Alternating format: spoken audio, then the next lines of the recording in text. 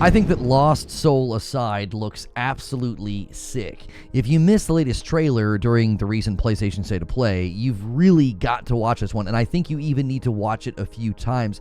You may have missed out on a few things because I think there is influence from other games. I think there's amazing gameplay, combat. I also think graphical fidelity. There's a lot of things I want to just quickly break down for you. And the first is the game influences that are clearly there. I've been playing through Final Fantasy 16 and I just cannot help but notice the Final Fantasy influences here. You have these large, grotesque monsters. You have extremely attractive characters. You have a lead character with a giant sword. There's fast and frenetic combat with these bombastic abilities and fluid animations. But more than that, I really think the Final Fantasy influence is just there in a subtle way. I don't think it's there in a way that's going to make it feel like a clone or just another game like that, because there's another game that I see influence here that you might not expect, and that game is Control. If you have not played Control, you really need to. And the almost futuristic sort of dream state environments from Control, I think, are very memorable. And Lost Soul aside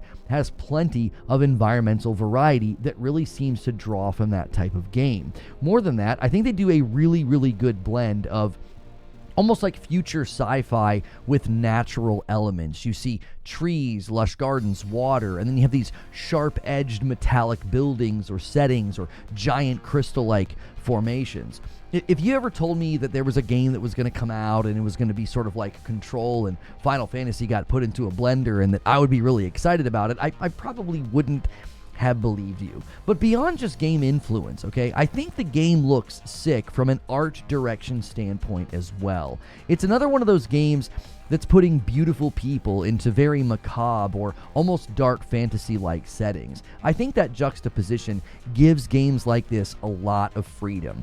Enemies can look absolutely nuts. Weapons and attacks can be completely overboard and insane in size. So the art direction really puts them into a place where anything can really happen. You're summoning crystals to fly around on, or you're developing bombastic or big bombs to blow things up, and then you're also just swinging your sword around. But beyond just the art direction, the graphical fidelity is really on point in this game, and you always want to be sure to go watch the highest resolution version of the trailer after a stream or even an upload like mine, because you're going to lose so much quality when you're not watching the original upload. Very commonly, when I'm done watching a live event, I will go and watch the raw uploads and set them to the highest resolution, because you get to actually see things much, much clearer. Streams and premieres, they tend to get kind of pixelated and compressed because the graphics in this game, I think they really nail a lot. You've got like metallic shine on walls and floors. There's particle effects. There's lighting effects in the fights. Even the faces of the characters. It feels like they are really turning a corner right now in the market with next-gen games where pretty much every game coming out looks great.